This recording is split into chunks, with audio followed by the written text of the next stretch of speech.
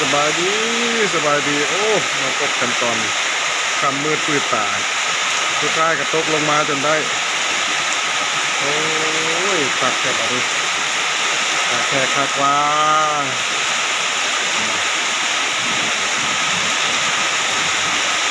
คืนวันที่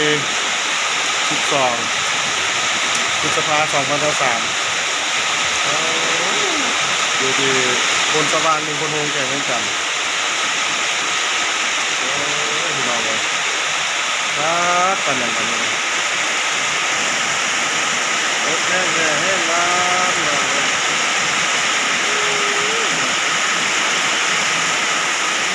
ฟ้าใสฟ้าใสขนาด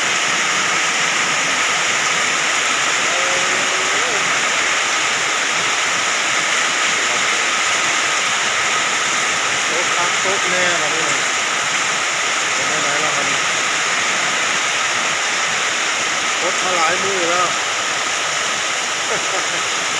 ลาใจครับแค่ครับมาโอ้ยคนเลือกน้ำไส้จะให้กินบนนี้แล้วโอ้ยคนลงมาเลยพี่น้องเลยเป็นต้นไม้กับต้นที่แห้วตายไว้แล้วคนแค่คนว่าแบบนี้ครับต้องซื้อหรอวะโอ้คนนี่แปลว่าจะได้กินข้าวกินน้ำลาดีเลยโอ้ขับแต่สบายแม่งเมาแม่งเมาก็ออกมาทางการสายฝนเริ่มก่อนเลยตกแดดสะอาดตกน้ำไหล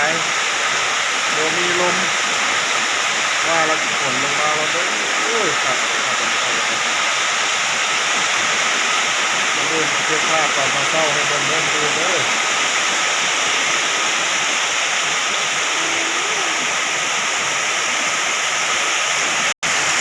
เรียบร้อยเรียบร้อยกดมาหลายมือหลายวันละคนเลย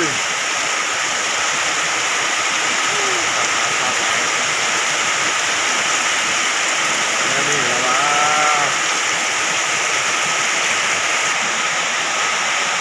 มาขายตื่นเงินดูการสายท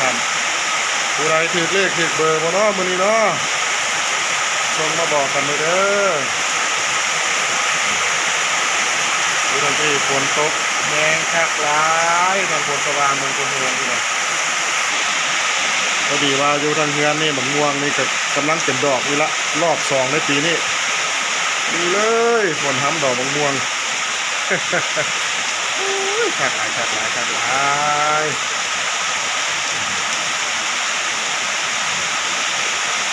เอาฝากติดตามช่องตะวันตอบลอยเลยเด้อตอบลอยให้เพื่อนพยายามเลยนะ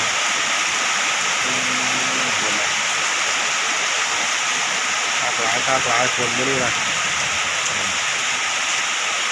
ฝากติดตามช่องตะวันตอบลอยเด้อไอคอนคลิปนี้นะ